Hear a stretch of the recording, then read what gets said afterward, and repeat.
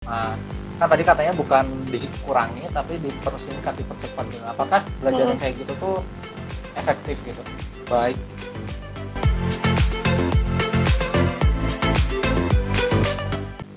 Ya jadi kan eh, fast track ini cuma 5 tahun. Nah, sedangkan ya standarnya kan 4 tahun, terus 2 tahun S2. Nah itu tuh nanti bakal diakui nggak sih keahliannya yang cuma singkat 5 tahun itu dibanding. Oh, tentu saja nggak ngaruh, karena walaupun waktunya dipangkas tahun kan isinya nggak dipangkas gitu. Kayak kita dicepetin karena emang dipindahin aja yang tadinya mata kuliahnya harusnya diambil setahun misah, sekarang digabung sama S1. Jadi secara beban SKS kita pun nggak berkurang, cuma SKS kita sama kayak kalau nggak fast track. Jadi sebenarnya nggak ngaruh anak fast track jadi lebih nggak ngerti tuh, enggak juga. Tetap qualify ya secara keahlian. Iya, betul. Terus apakah belajar dengan ilmu singkat itu efektif dan lebih baik untuk dilaksanakan Belajar dengan ilmu singkat. bagi kitanya gitu? Iya kan, 5 tahun itu kan tadi Mungkin karena secara kurikulum kan, kan tadi katanya bukan dikurangi tapi dipersingkat, dipercepat gitu. Apakah belajar yang kayak gitu tuh efektif gitu? Baik. Kalau aku nilai baik apa enggak ya, selama ini aku ngejalan-jalannya juga masih nggak masalah gitu, kayak ya masih stabil juga. Bukan berarti nilaiku jadi jeblok juga, enggak kok. Selama masih bisa ngejalanin, masih bisa bagi waktu, ya efektif aja. Cuman memang kita harus tahu kapasitas diri sendiri juga gitu. Kayak bahkan kalau misalkan kamu ngeliat di website Architecture itu di bagian fast track tuh, di situ mereka juga nge-warning gitu bahwa kalau kita kuliah ini kan hard skill ya hitungannya.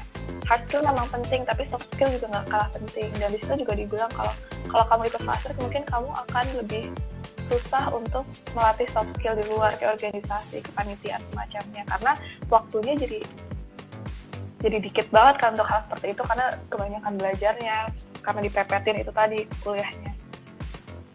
Jadi iya, tapi buktinya bisa-bisa aja kok. Aku juga selama ini, aku fast track juga masih megang jabatan di organisasi, masih ikut kepanitiaan gitu. Jadi masih mungkin, yang penting kamu bisa memanajemen waktu dengan baik aja gitu. Nah, ini ada pertanyaan lagi tentang program fast track S1 S2, apakah S2-nya S2 profesi? Oke, jadi gini Malik.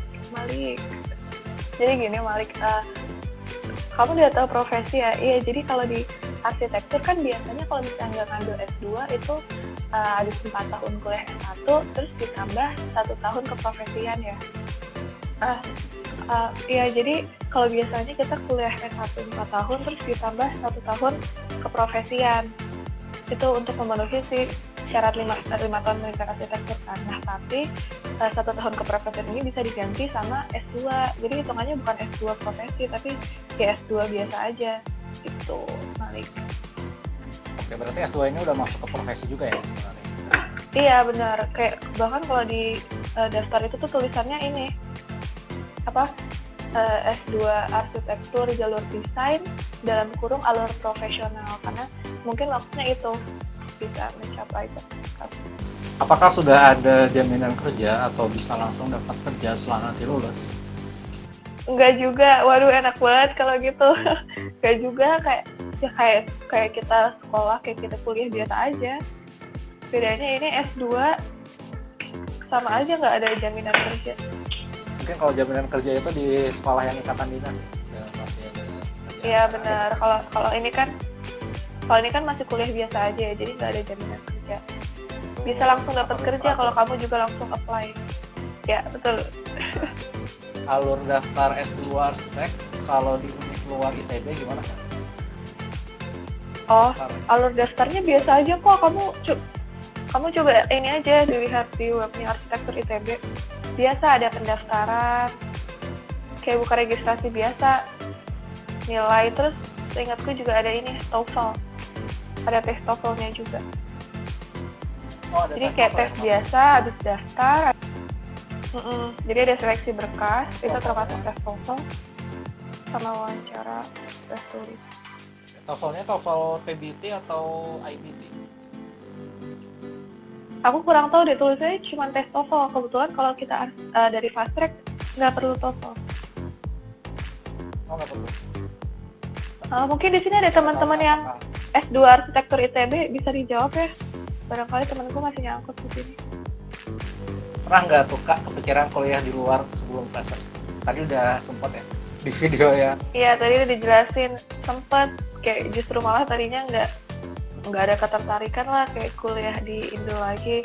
Tadinya tuh aku pengennya kuliah S2 di Jepang sebenarnya, kayak bahkan dulu pas ada program fast track ini aku kayak sempat konsul gitu kan ke dosenku kayak, Pak ini aku punyalah satu dosen yang tempat aku konsultasi gitu, kayak aku nanya, Pak gimana nih ya saya daftar gak ya, terus aku jelasin gitu, terus kata si bapaknya, ya daftar aja mumpung kamu ada kesempatan gitu kan, toh kalau mau jadi arsitek di luar juga ada syarat pendidikan 5 tahun, jadi ya udah dicoba aja. Terus aku bilang kayak, tapi Pak saya sebenarnya pengen S2 di Jepang. Terus dia bilang apa coba, dia bilang ya udah nggak apa-apa sekarang ambil fast track aja, nanti kalau masih mau kuliah di Jepang ya kuliah lagi begitu.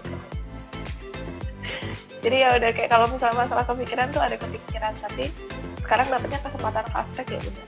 Kalau habis ini aku ternyata dapat beasiswa lagi di luar, mungkin akan aku ambil. Kuliah terus. Ya. Iya, tapi kalau gitu nggak kerja kan, tapi pasti aku akan nyempetin kerja dulu sih, kayak sayang juga kan kalau belajar terus tapi nggak ada pengalaman kerja. Nah, soalnya di arsitek setahu gue sih harus ada minimum persyaratan apa ya? Syarat harus misalnya.